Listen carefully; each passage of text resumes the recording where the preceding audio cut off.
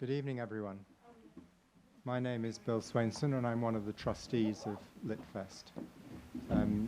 It's a great pleasure to welcome you all here, and I hope that maybe some of the audience tonight was here this time last year when we started what I hope will be a continuing mini project to run alongside the enormous research project undertaken at Lancaster University by Professor Will Pettigrew, and with researchers like Dr. James Dawkins, who's speaking tonight, and Nick Radburn, who'll be speaking on Thursday. And it seemed one of the things that Litfest has been trying to do in the last few years is to work with all the interesting initiatives that are going on, whether it's artistically or in literary terms, or at the university in terms of historical research. And in future years, we will not only be doing the Lancaster Environment Lecture, which this year will be given by George Monbiot on the 24th of May, or the International Fiction Lecture, which we do in the autumn, but we'll be bringing in, I hope, International Women's Day as an annual lecture. We've been doing it for the last 3 years, and there are other ideas we have in mind. And I saw the other day that Lancaster University had just done this extraordinary survey of never-ending chemicals, the everlasting chemicals, by mapping them in water supply throughout the country. And this would obviously have a relevance to the environmental theme.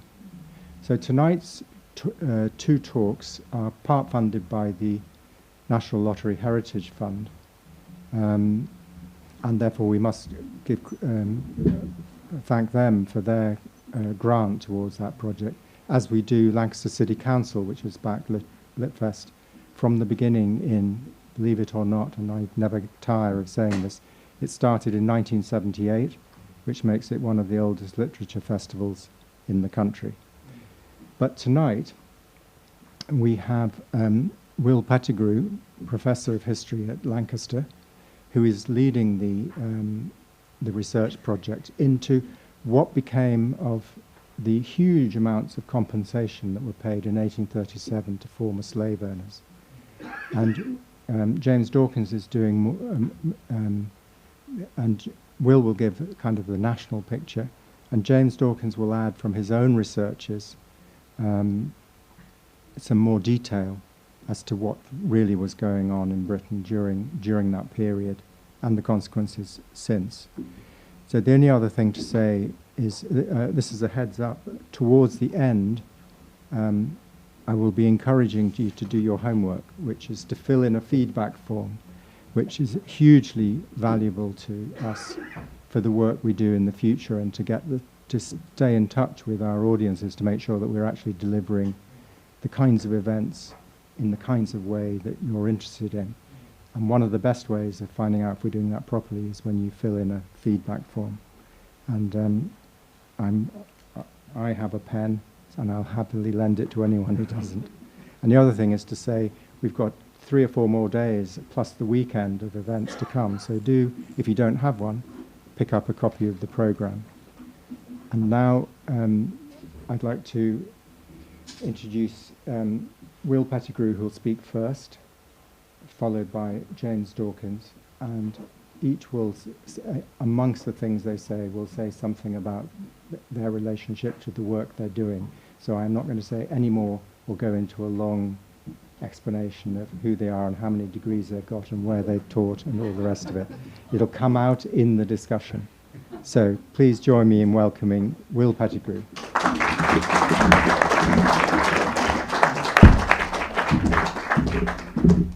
Thank you very much, Bill. Thank you to everybody for coming.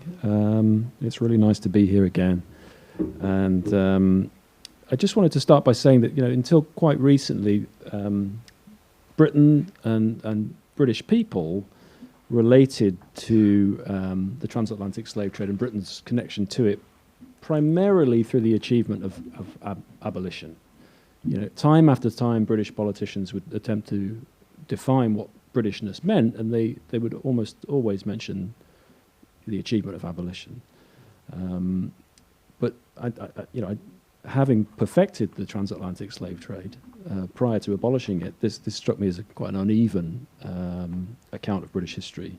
This has begun to change, and that change has really accelerated since 2020 with the events depicted and culminating in the toppling of the statue of Edward Colston, the slave trader who spent much of his life in London but has become very strongly associated with the city of Bristol.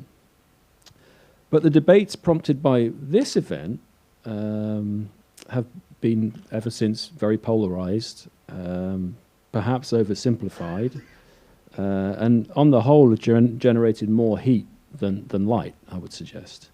So the research project that myself and my colleague James Dawkins and others, I think you're going to hear from Nick Radburn on Thursday, are running at at Lancaster University, seeks to sort of nuance and inform that public debate about the significance of the transatlantic slave trade to the development of Britain with what we hope is kind of high quality information. The project is very simple. It's an examination of all the investors based in Britain in the transatlantic trade in enslaved African people. At the latest tally, it's about 12,000. When I was here last year, it was 9,000, so it's grown. And overall, the kind of general conclusion emerging from it is the project shows how the transatlantic trade in enslaved African people nurtured, expressed, depended upon British society, the British economy, the British Constitution, the British state, and British culture. So all those kind of hallmark aspects of what Britain actually is have some important connection to this trade. It's not possible to imagine Britain as it is today without the contribution of this trade to the story. In this very brief talk, I'm going to, as Bill mentioned, sort of sketch out the national picture that's emerging from this data and this research, with James talking about some of the regional specifics and Nick Radburn on Thursday offering some more of those. By focusing on the connections between the transatlantic trade in enslaved African people to 5 important national institutions. Those are the monarchy, the Royal Navy, the Constitution, the national debt, and you can't really call it the welfare state in the 17th and 18th century, but a national system of welfare. What are those hallmark aspects of Britain and British society? What are their connections to the story? So that's what I'm going to try and sort of sketch out just now. The British monarchy is one of the most successful political institutions on the planet, probably up there with the papacy. At its absolute lowest ebb, which is in 1649 when Charles I is beheaded, it's searching for a project to restore its fortunes, not just materially, but in terms of its prestige. And that search is led by Charles I's nephew, Prince Rupert of the Rhine. He would go on to be Charles II's cousin. This is Rupert here. As Oliver Cromwell has taken over the country and the institution of monarchy has been kicked to one side, those sympathetic to the royal institution are searching for projects that will restore its fortunes. And the project that they fix upon in great earnest is the transatlantic trade in enslaved African people. As soon as the monarchy is restored, very soon after the court is restored, Prince Rupert, who had been to the west coast of Africa to investigate how the business actually functioned, came back to the English court and began to promote the idea of founding a company known as the Company of Royal Adventurers Trading to Africa. And the person who becomes the architect, the principal mover in that company is the king's brother, James, who would go on, James Duke of York, who would go on to become James II. This is James here. Apologies for the resolution on this image. This is an image showing the last time a King Charles was crowned. This is the coronation procession of King Charles II. And one of the things you can do, and it's actually clear who many of these individuals in the procession are, is to count how many of them were investors in this organization. In other words, how many slave traders were actually at the ceremony, and what was the role of slave traders in bringing the prestige back to this organization. The person who supplied the wine was a slave trade merchant. The person who supplied the crown jewels was a slave trading merchant. Many of the people carrying the regalia in the procession were slave trading merchants. And by the way, the procession, as it weaves through the capital city, would have been gazed upon by many African Londoners. And what they may have thought of these connections is kind of impossible for us to ever know. The effects of these slave trading courtiers on the development of this country is vast, especially in the national capital. These are individuals who occupied the very center of the corridors of power. This is a map of the principal royal residence in London at the time, Whitehall Palace, which now corresponds to where the British government operates, Whitehall. And this is in 1670, and there's a key to the map which shows you how much of the space was occupied by slave trading merchants. So the point I'm making here is that the very center of political power, the corridors of power, was occupied by individuals who were seeking to develop this trade. Once they ran out of space in this vast palace, they had to build what is now known as the West End of London. And that also was constructed by merchants investing in property. The so-called founder of the West End is a man called Henry Jermyn. Jermyn Street is named after him. It's possible to walk all the way through the Palace of Whitehall and all the way through the West End without leaving territory either owned or developed or named after slave traders, all the way through to the extremities of London.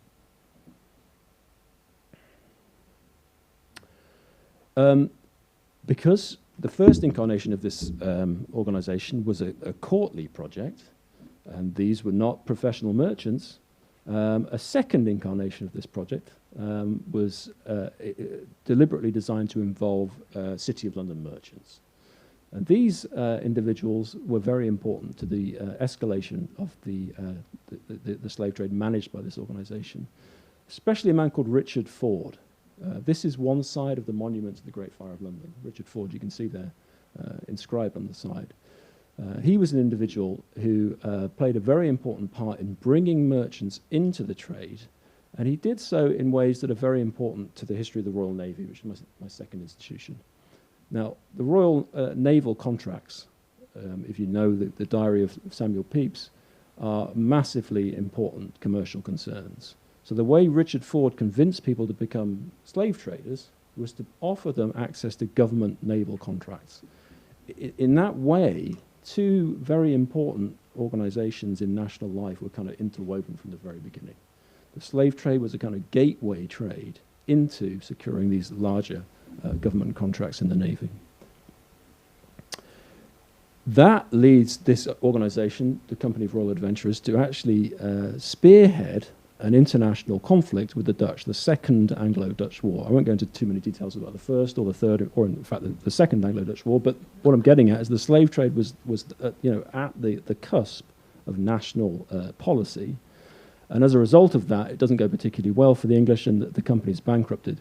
It's then refounded as the Royal African Company. And again, you see the significance, not just materially, of royal investment in these organizations, but the way in which the royal prefix and a trade that is understood to be cutting edge is a way of improving the reputation of an organization that only 10 or 12 years later had been on its knees. The way to rebrand the organization is to associate it with a cutting edge commercial concern. And that, in this case, was the trade in enslaved African people.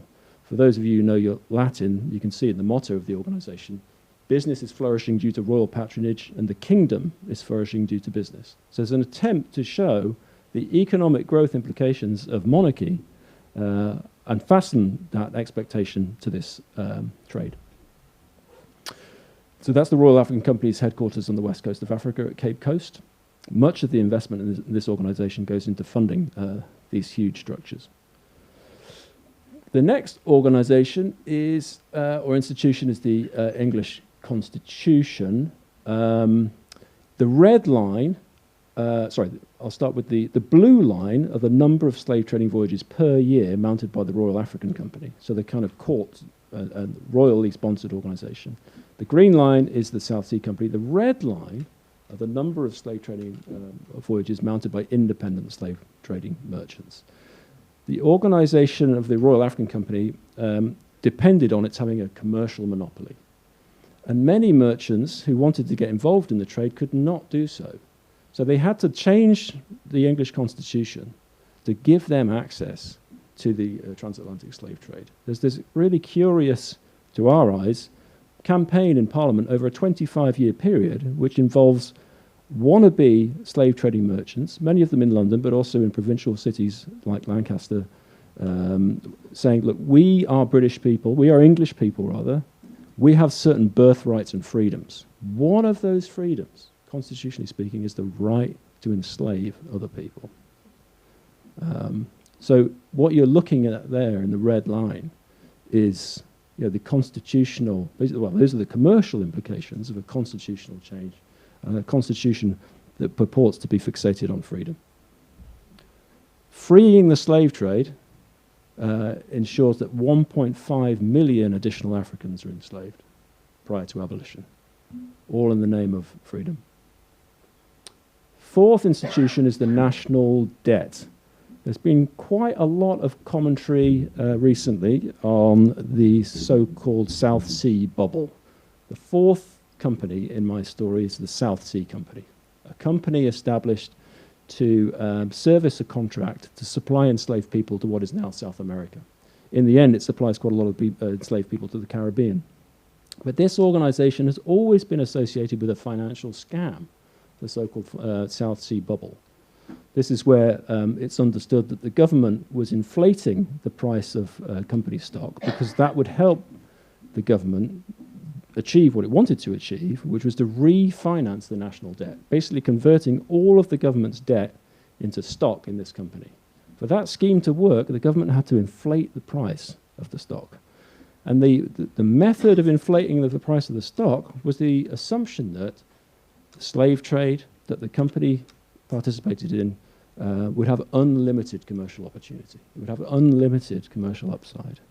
So the very refinancing of the British state depends upon the prevailing view that broad investment in the transatlantic slave trade will facilitate a refinanced British state. So these are core national concerns that the slave trade is absolutely central to.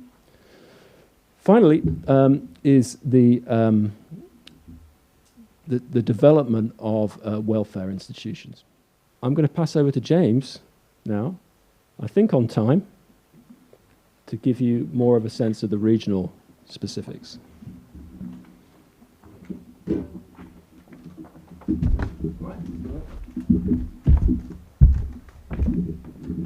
Great, I'm a bit shorter than Will, so I need this. Let's see. Can you all hear me? Yeah. Very good, very good. Good evening. Thanks to Bill for helping to organise this fantastic event, Lancaster Literary Festival. And good evening to you all. Thanks so much for coming along. So my name is Dr. James Dawkins. I'm a research fellow on the Register of British Slave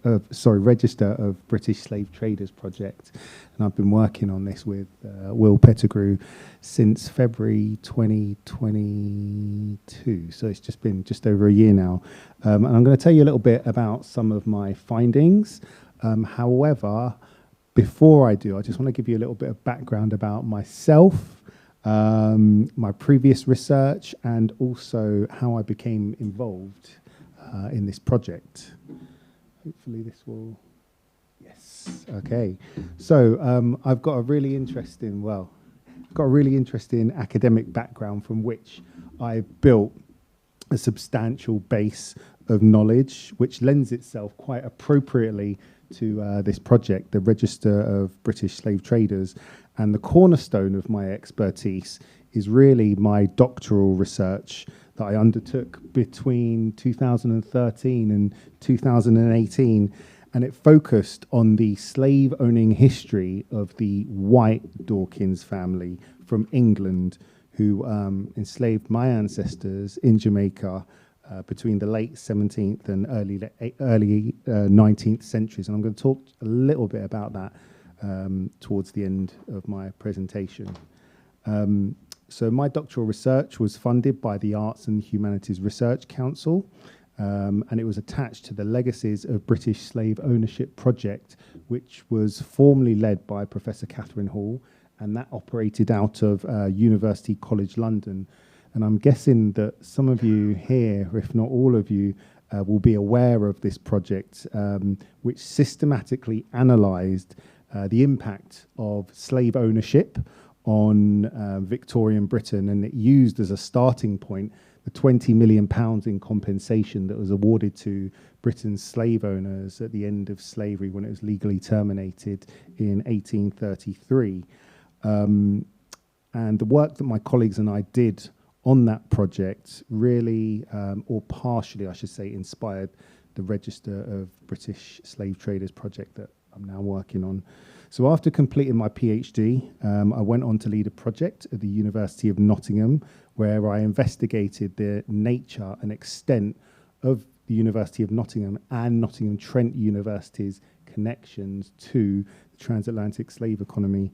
There was a big report that's come out of that. Watch this space, because it is in the pipeline for publication later on this year, and I'm sure that it's going to cause a bit of a stir in the mainstream media, and promote healthy debate. So I concluded my tenure at the University of Nottingham in December 2021, and shortly after that I took up this post as a research fellow on this project headed by Will, which, as you've just heard, is investigating how the trade in enslaved African people contributed to Britain's modern development. Okay, that's just to keep you engaged. I thought I'd put some nice animations on there. I didn't want you to fall asleep. So my role in this project primarily revolves around identifying and investigating the backgrounds of the members of the British public who attempted to profit from enslaved African people by purchasing shares in the Royal African Company and the South Sea Company, as Will has just said, during their final years of operation.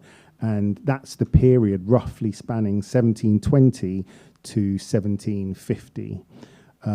There are some really interesting findings that are emerging from my research, and there's 3 interlinked points which I really want to kind of like flag up this evening. And the first one is the miscellany or the variety of individuals from various divisions of British society who purchased shares in the Royal African Company. And amongst these are corporate shareholders. And amongst these corporate shareholders are people who sunk relatively small amounts of money into the Royal African Company. So that's to say anything between £1 and £200. And I'm currently homing in on these individuals because everyone knows about the big wealthy investors that put forward money in the Royal African Company. And I'm interested in these smaller investors. And so I'm currently homing in on their identities, which have, up until now, been fairly obscure. We don't know much about who they are, what they did, where they came from, where they lived, the legacies they left, or the extent to which they engaged with the transatlantic trade in enslaved African people. So my findings show that these individuals included victuallers, farmers, wig makers, bakers, fishmongers, carpenters, and innkeepers. And there's an example of the occupations. This isn't an exhaustive list, by the way. I think that our list has maybe 180 occupations, over 100 occupations in it anyway. And so you can see in there's people from a a variety of trades and sectors who were purchasing shares in the Royal African Company and South Sea Company, hoping to profit from their investment. And for the most part, these individuals appear to have been members from kind of like the middling or working class members of British society. So that's to say that they're individuals that either owned small businesses or they may have worked in various local trades, such as these ones here. And similarly to the legacies of the British slave ownership project, these findings are really adding evidence to the contention that attempts to profit from the trade in enslaved African people aren't simply confined to Britain's wealthy elite. You know, social participation in the trade, in the slave trade, is much wider than we previously thought. This research is showing that, and it clearly included these middling and working class members of society. The extent of this, however, is still emerging, and so it won't be until the conclusion of the project that we have a real understanding on how many of these people there are. The second finding, so in addition to funding the forced transportation of African people across the Atlantic Ocean, shareholders, their money financed a range of the Royal African Company's other activities, and these included paying the salaries of the Royal African Company's directors, but also, I don't know how many of you caught the image on Will's presentation. There was kind of like a big castle, like a fort. So some of the money from the shareholders, it goes to the to fund the establishment, so the creation, and also the maintenance of these fortified sites of African imprisonment, but also trade, which are more commonly referred to as they're called castles and forts and factories. There's these interesting euphemisms that the Royal African Company used to get around the horrors of the trade in enslaved African people. The third point that I want to raise is this one here. It's about the wealthy shareholders who finance Britain's built environment. So I've identified a number of wealthy individuals who not only owned modest shares in the Royal African and South Sea Companies, but they also benefited from their sale of South Sea Company stock. And this is before the South Sea Company crashed in the 1720s. I think Will was speaking about that. So these people are kind of like speculators, and they're gambling. When they buy a share in the South Sea Company, they're hoping that it will go up, and they'll sell it and they'll make lots of money. Most people didn't, but there are a couple of people who did. And one of these individuals is a man called John Blay. He was born in Eastleek in Nottinghamshire, and him, along with a growing number of other individuals who are coming to light, they bequeath considerable proportions of their wealth to the establishment and development of schools, universities, parish churches, hospitals, and local almshouses, so local houses for the poor.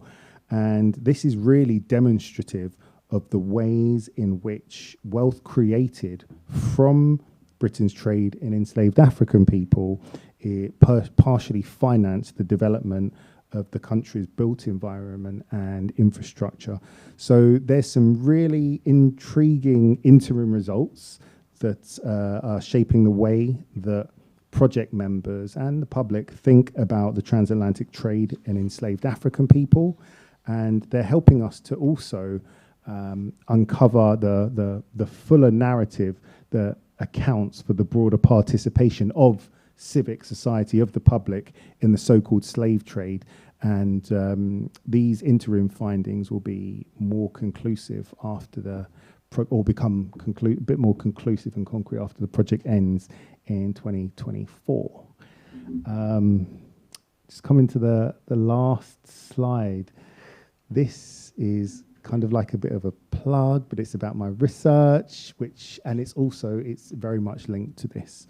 So alongside the work that I'm doing on the Register of British Slave Traders project, I'm kind of like nearing the completion of the proposal that's based on my PhD research, which narrates the slave owning history of the Dawkins family in Jamaica and Britain between 1664 and 1834.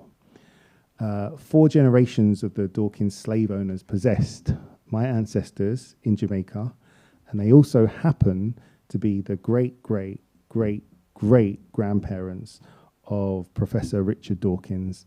He's some of you may know him, he's the prominent evolutionary biologist from whom my surname derives. So drawing on evidence from Richard's private archives, which are located in a place called Overnorton, which is in northwest Oxfordshire. It's a country estate that his family, that the slave owners purchased 300 years ago with the money from slavery.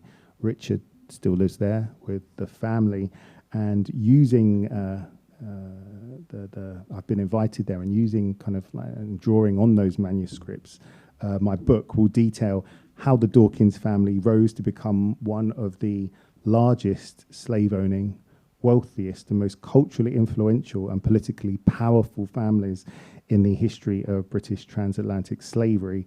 It will also show how this particular family appropriated and sold the fruits of my ancestors' labour, from which they used to educate themselves at Britain's most elite and established public schools and universities. They used the wealth to build and develop country houses. They used it to finance successful campaigns to Parliament. So once they'd ascended to Parliament, they then used their positions as parliamentarians to defend their British and also Jamaican slave owning, their British landed, but also Jamaican slave owning interests. It discusses the modern day legacies from this period that the Dawkins family, have been left with. And it also contains a closing chapter with me in conversation with Richard and his family as we reflect on the past and what this means for both of us, him and myself. Something that's really important to note, that is the overspilling of the Dawkins' wealth, and this is similar for the trade in enslaved African people, where you have these philanthropists who are giving wealth, deploying wealth in various ways, philanthropic and whatnot. The overspilling of the Dawkins' wealth into the infrastructure and infrastructural, social, cultural and political fabric of Britain allows me to tell not only the story of the Dawkins' transformation, but also that of Britain's development between the late 17th and early 19th centuries. The permeation of the family's wealth, along with that of thousands of other absentee slave owners into these areas of British society, clearly facilitated its growth and development. So as you can imagine, just coming to the end now, as you can imagine, this raises really important questions about the inhumane foundations and incomplete historic accounts that Britain's national heritage is premised on. It challenges readers to consider how transatlantic slavery influenced the country's formation. It will help to sustain a national debate on this period and its legacies, both here and in Britain's former West Indian colonies. And it will also prompt readers to think about what, if anything, should be done next. If there are any publishers in the audience, hit me up. I'm looking for someone. But thank you for your time and good evening.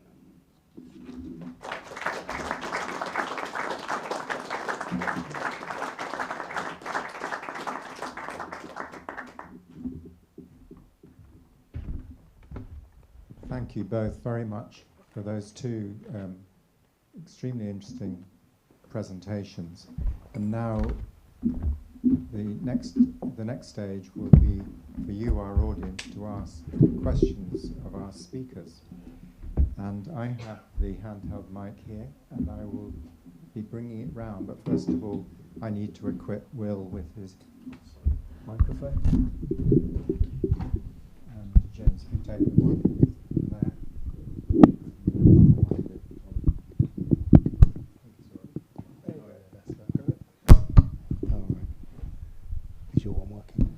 So All right. we start here and then go next door. Yeah, thank you for that. Really interesting. I was just curious, after this large amount of compensation was paid in 1837 following abolition, what happened to enslaved people following that? Because presumably people were forced up until then to work on plantations and in ports, or I don't fully understand, but I was just wondering what became of these people. Were they then paid, or what actually happened? Is that well known?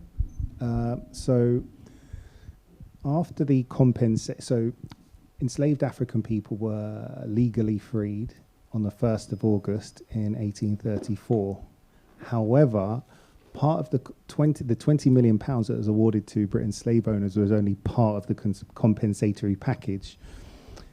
After enslaved people were freed, there was a period called apprenticeship, and what happened was they were forced to continue working on the estates of their former owners for up to 6 years. So that was without pay or anything like that. It was similar to slavery, but right.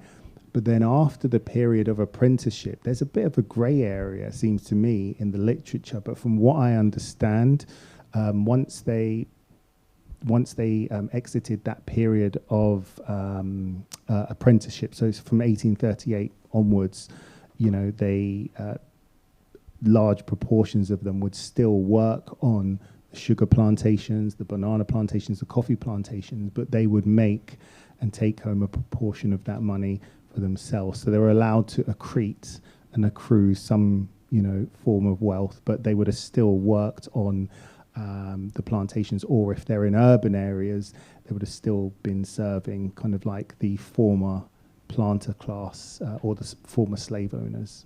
So it was just slavery in all that name, essentially, for a while. Yeah, there's still oppressive working. And also, one of the things is that the British or the Jamaica Assembly, they imported a lot of, that's not the right word, they encouraged a lot of indentured servants to come over to Jamaica. So people from India and China came over, were transported to the West Indian Islands, and they were used to help work on the kind of like the sprawling plantation complex, because there was a diversification of the agriculture. So not just, there wasn't just sugar but being cultivated, but larger proportions of tropical commodities like bananas, papayas, mangoes, pimento. Thank you. Thanks. I came last year, and it's good to have a development of last year as well. A bit of a topsy-turvy question, but I just wondered if in the research around major families and institutions, there are any that remained aloof, or that you would have expected to see, whose names haven't cropped up?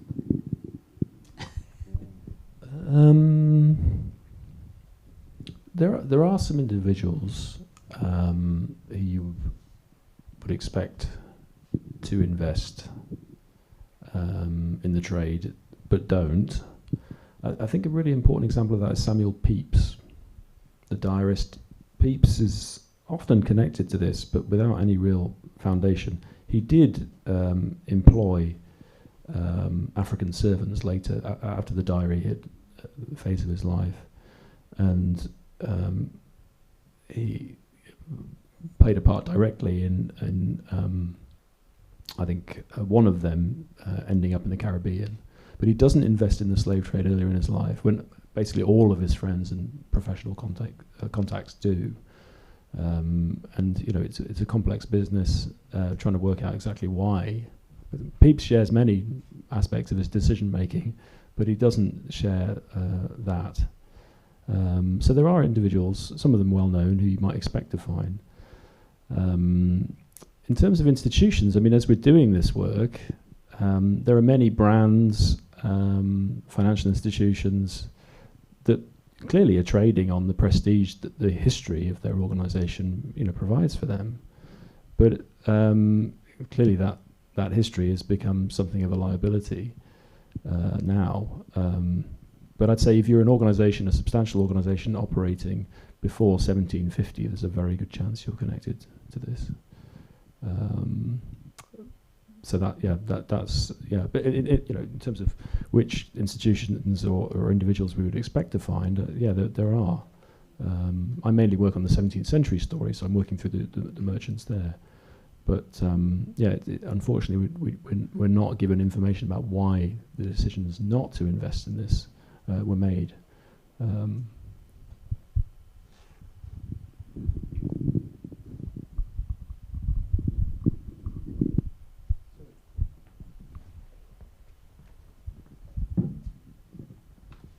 Good evening. Thank you for your talk. We came last year, and good to have an update.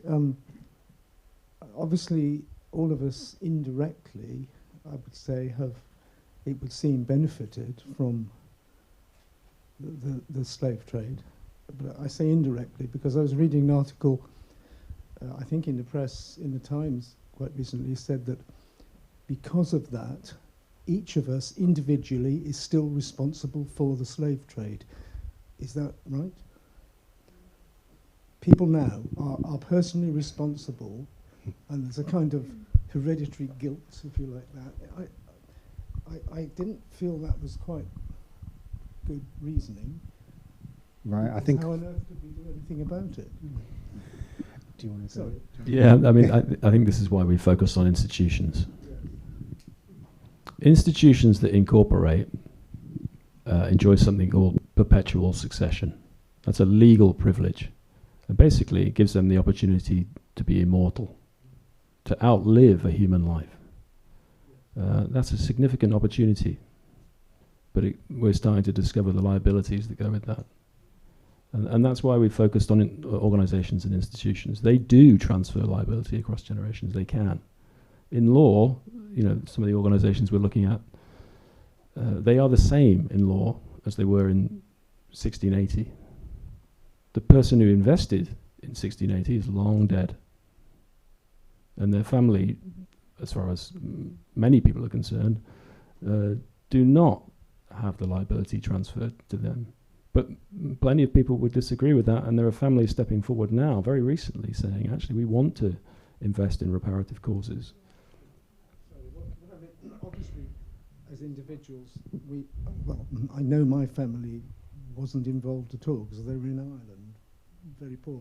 But I don't mean a legal transfer of responsibility, but kind of moral stain, if you like, that applies to the whole of Britain, to every single inhabitant, almost forever, because the country at one time was involved. And I can see where they're coming from, but I'm not sure it's completely fair to say that, because we've got no choice in the matter to be able to do anything about it. Is that? I think that's a really, really good question. And I think that I've read the same article as yourself. I think I read it earlier on today, actually. And I think that... So there's various arguments, and I think that one of them is that,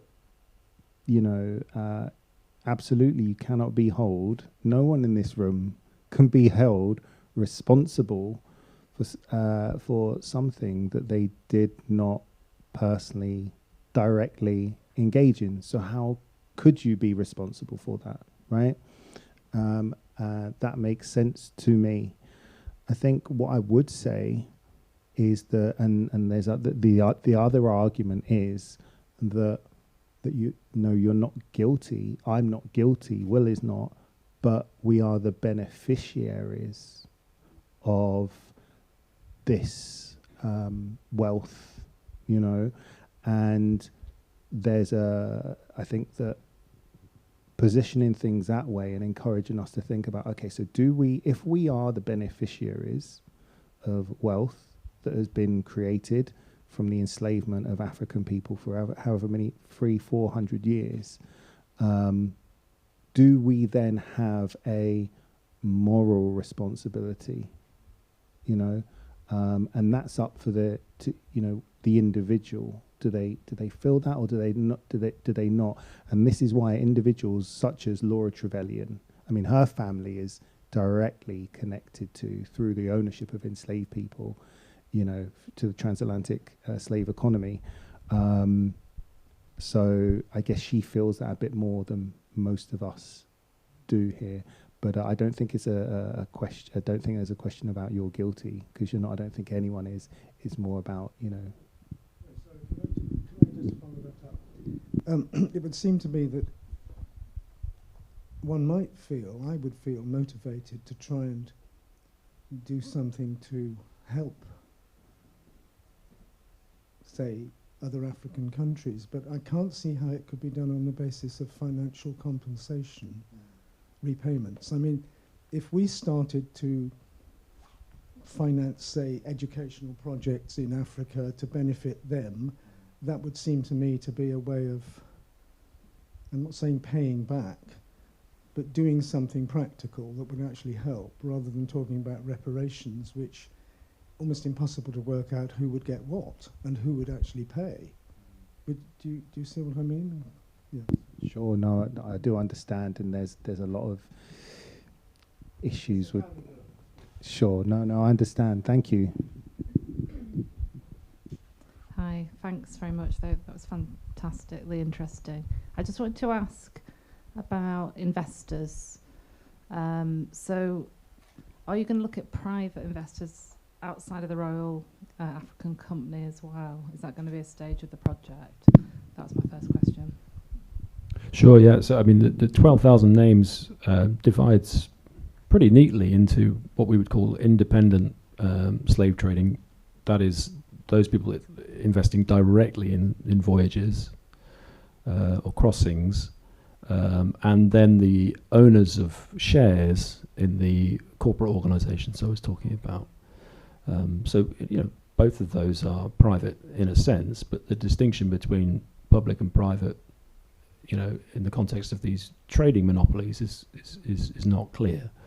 In one sense, they were, you know, private companies that we could recognise. They were joint stock companies with shareholders, but they were quasi-state bodies with you know, government privilege attached to them and monopoly. So they kind of transgress that distinction. But in both cases, I think the investors you could characterise as private. One of the really difficult things is to measure the financial benefits of the monarchy from these organisations, because the monarch is using what we would call public money to invest in them. And it's often, as today, it's very difficult to separate out the monarch's private money from the public money that sustains it. So the distinction between public and private in that context is very difficult to be clear about. I suppose I was trying to imagine it in my head, and I could be completely wrong, but I know a bit more about the Lancaster context, I guess, where how I imagine it, or you see it written about in contemporary material from the time, is there's someone trying to raise money for a ship, for a voyage. They go down the coffee house, the pub, it's the same names crop over and over again in making investment. Maybe 12 people invest in a ship, maybe a few more or less. And so that's a very direct kind of engagement or investment in a very knowing way to me, in terms of everybody knew. I'm just, what I don't know, would be really interesting for me to understand, is if you're buying shares in, is it the same kind of investment, or is it a bit like my pension's invested in something that I don't agree with? Is it as direct, or is there a literature that's given out to shareholders, or contemporary material that describe the kind of culture of investment in the Royal African Company, I'm thinking in particular? Yeah, I mean, that's a great question and very important to us. There are no financial intermediaries that would structure investments like a pension scheme at this point. So I don't accept, and I've seen no evidence that those who invested in these organisations didn't know what they were investing in. In fact, all the evidence suggests that the activities of these organisations was very clearly understood. That's kind of jarring as you discover more about these individuals and the other aspects of their lives, how they could compartmentalize this. But nonetheless, it's true. You get that especially with diaries. I was reading the diary of an Anglican priest last week, I knew he'd invested in shares on the particular day from my own records of the company. I went into his diary on that day, and sure enough, it said, I went to church, I preached on this, and then I invested in the slave trade. And then I went home. So it's quite, arresting when you see that.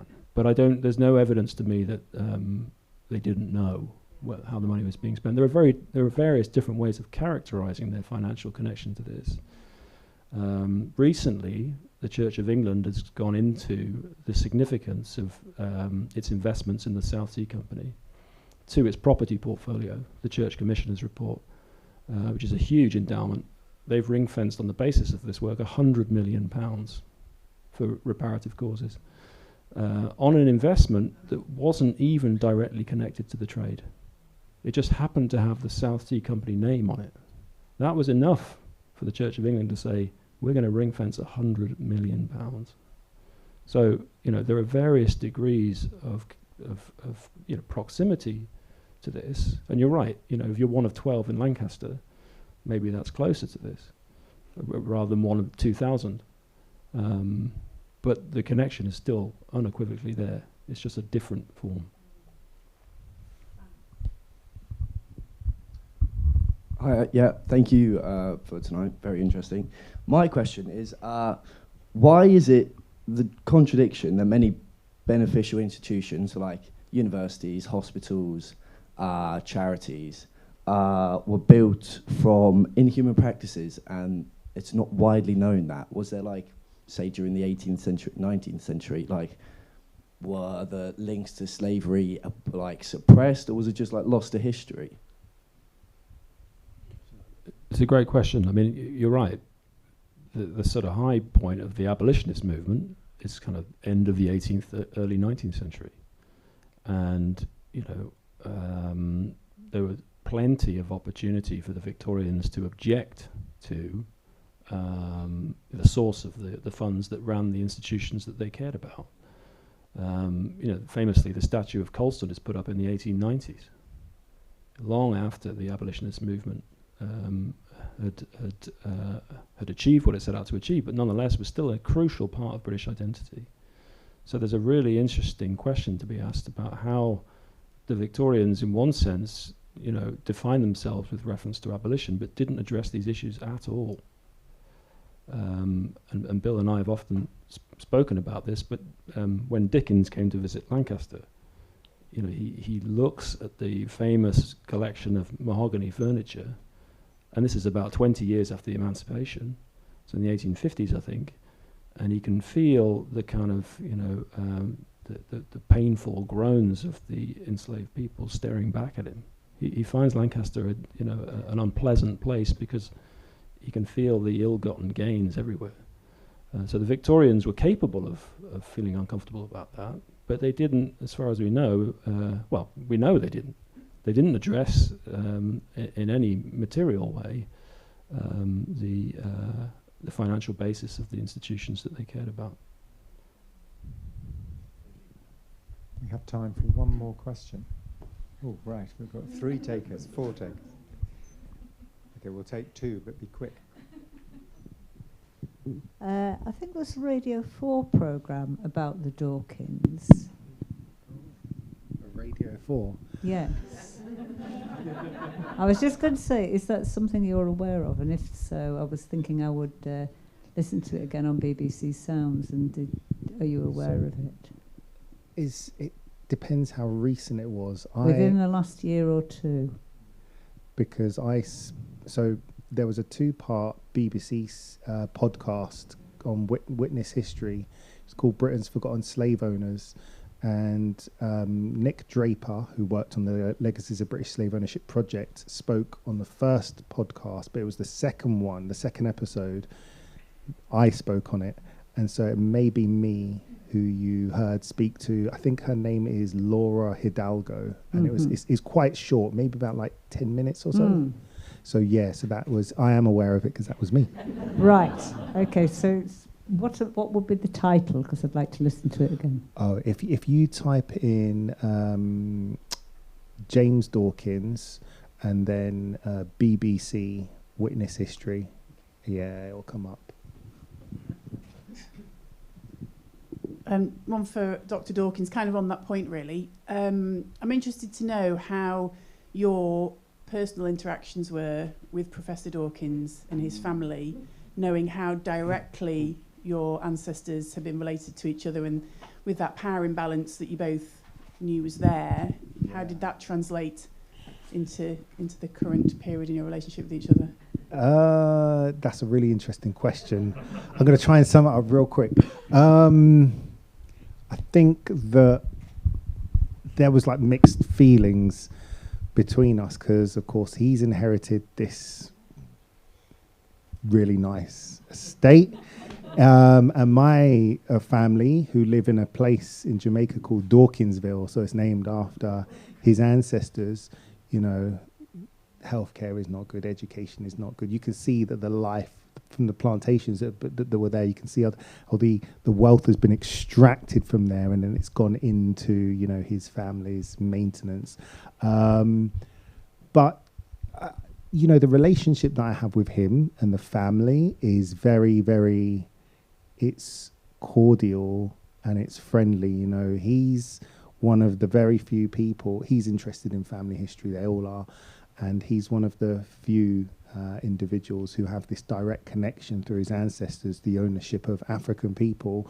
And when I first wrote to him about my work, he was like, yeah, this is something that, you know, it's a bit it's an uncomfortable part of the family's history, but I have this archive here and you're welcome, you know, to have a look through it. And so I've really been working with him and the family to kind of like uncover the extent of their connection. And we do to slavery, and we do have some uncomfortable conversations around the table about reparations, reparative justice, and what this means. But you know, I spoke to his sister the other day. She messaged me. She's like, "Oh, if you're in Over Norton, why don't you come over, come and see us?" And you know, and I have kind of mixed feelings about that, which are, I'm glad that, you know, I still have that relationship with them, because then we can work and talk about, you know, reparative justice. But at the same time, going to his estate and seeing them and how they've been enriched and they continue to live off of those legacies, and for hundreds of years the family hasn't really addressed this issue. They've just put it to one side, and they remember and commemorate their ancestors. Like when you go around the house, there's this slave owner hanging up in this one and this one, and then sometimes in the conversations with me, it's like it comes up that my ancestors, you know, I need to move on and my ancestors aren't as important, and so there's a little bit of tension there, but we kind of like move through it. And yeah, I'd characterize it as it's helpful, it's challenging, and but you know, there isn't any animosity on his side or my side. So yeah. Well, I'm afraid this brings us to the end of this session, which has been really fascinating, and I'm grateful to both our speakers that they obviously had enough material to go on for an hour each, but very grateful to them that they created the space for the Q&A session, which has brought out some really interesting points. The most important thing now is to thank Professor Will Pettigrew and Dr. James Dawkins for a really fascinating talk and for answering our questions so fully. Thank you both.